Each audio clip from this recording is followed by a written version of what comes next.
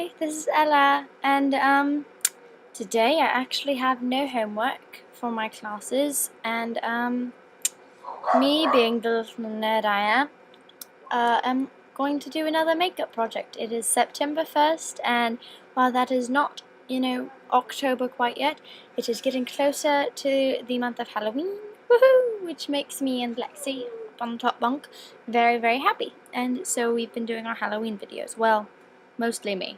Hopefully she'll be featured in one of them soon.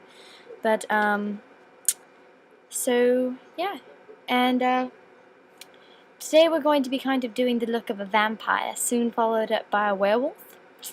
And, the werewolf might be a little bit difficult because, really I'm just working with,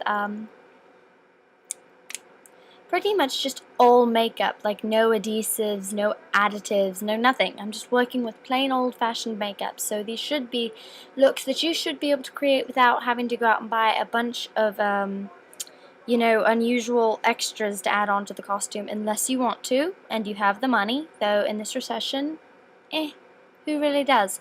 But, yeah, hopefully this will help you. So this is the vampire coming up. Alright, and so the first thing you're going to do is, mix a sort of foundation concealer that you can put all over your face to pale you down. For this particular look, for me and my skin tone, please take into account your own skin tone and don't use the exact brand of product that I do, please. Please, if you have darker skin, maybe go a shade or two lighter than yours, and it should work alright. But don't paste your face white, please don't. Please. Anyways, but I used number 1 from True Blend and number 4 or 5. It's pretty much about the fairest you can get. It's called Ivory. And I also mixed it with this from number 7, and it's hypoallergenic, if that makes you feel any better, and it's number 15, Nude. And that's what I've mixed together, and not quite equal parts. I think I used a little bit more of the True Blend, which is the fairest of them. I'm just going to put that all over my face.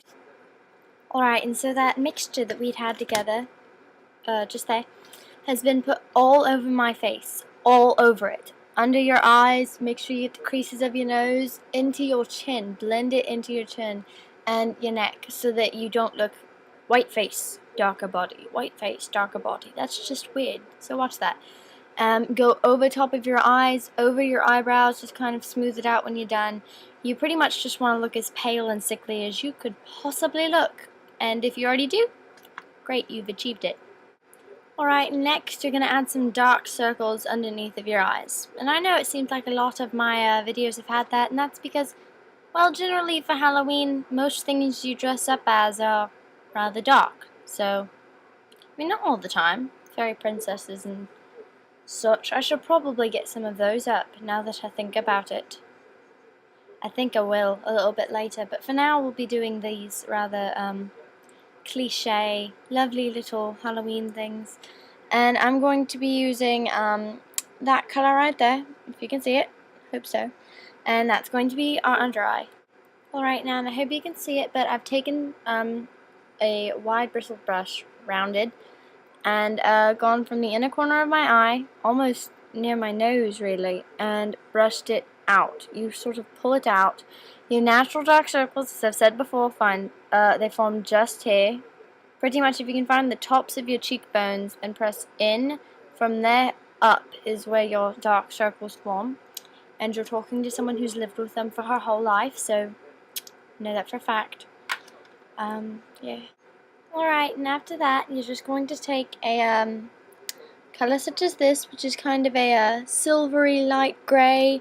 Perhaps it appears matte, but unfortunately I'm having a little bit trouble telling. The lighting in here is really terrible.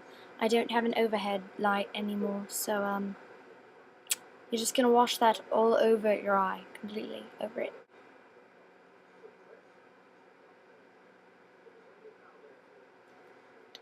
Alright, so this is the effect that you should have on the tops of your eyes, and I'm really not quite sure if you can see it with the lighting, but it's a very fair color. So Alright, and then next you're just going to take a, a sort of light brown color, and you're going to take it from your inner crease, the inner crease of your eye, all the way over to the, to your outer crease. Right there, and I recommend using a defining brush for this, just so you can get into the corner as well. Alright, and then after that, you're just going to take a sort of grey colour, and you're going to trace it as your brow highlight.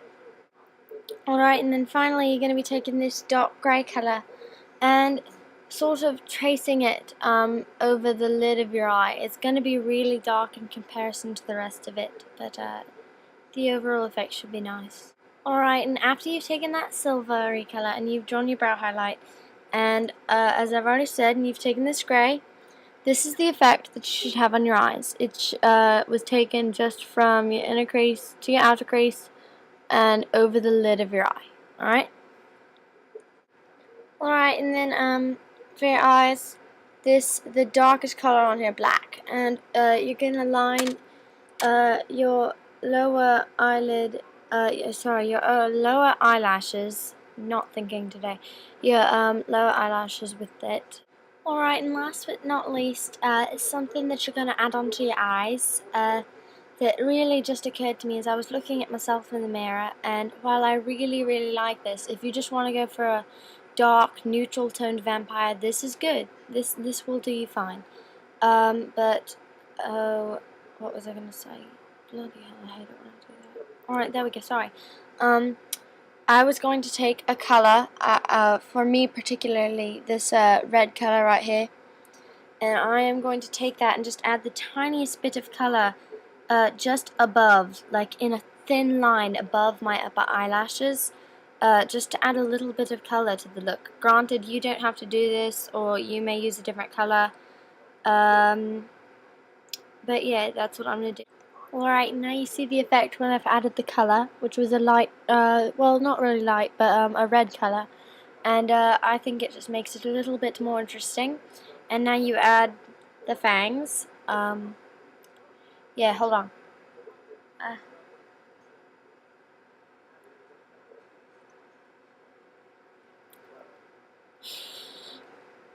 Vicious, aren't I? FYI, these fangs that I'm wearing right now come from a brand called Scarecrow, and I think there's two different, two different types that you can get them in. I'm not sure what the other type is. The kind I have is called like Sexy Bite or something like that.